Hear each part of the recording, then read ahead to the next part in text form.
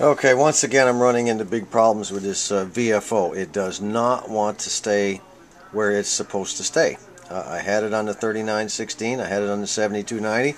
2 days later I cranked the transceiver up again, let it warm up for half an hour, 45 minutes, and the frequencies are way off. Look where the 7290 traffic net is this morning, and I haven't done a thing to it. It's at 7385.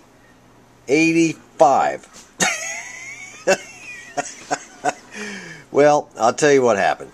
I went back the other day and I talked to the previous owner of this radio, and he told me that there's a sticker on the side right here, and I'll read that to you. It says, "Warning, the stops on the VFO capacitor C950 have been modified for Mars operation. Do not turn dial past the stops."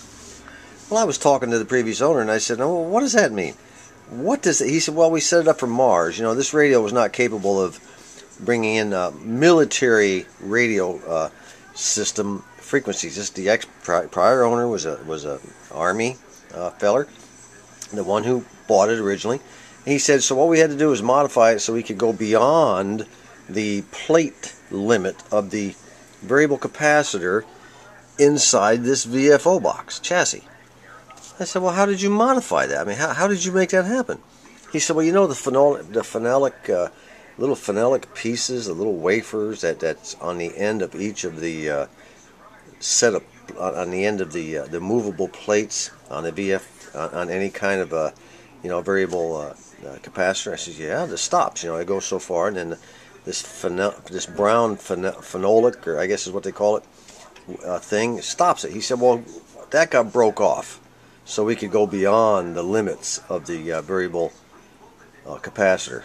I said, "Oh." So that, I think what's happening here is I'm calibrating this thing thinking that I'm at the end of the travel of the variable capacitor. But the fact is I'm beyond it on both ends. So what I'm going to have to do is I'm going to tear this variable capacitor chassis out of here. And I'm going to take a physical look at that thing. And while I got it out, I'm going to go ahead and compare it against the old assembly manual here. And I'm going to go down it piece by piece, component by component, and I'm going to see if I can't come up with some kind of a fix for that variable capacitor, that set of plates that will stop it where it's supposed to stop, not go beyond. And then I can go ahead and remove this sticker. I don't need Mars frequencies.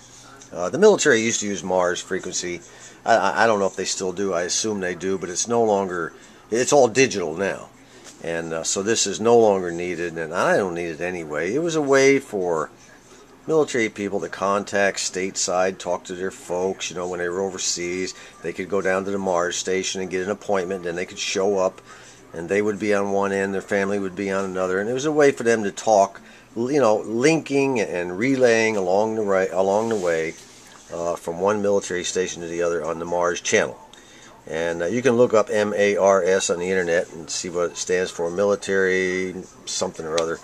Anyway, this baby's going to be put back to its original condition, so I'm going to have to tear this thing completely apart. So that's what's going on, and one more delay. Sorry. Oh, come on. You're like everybody else. You think too much, you get mixed up.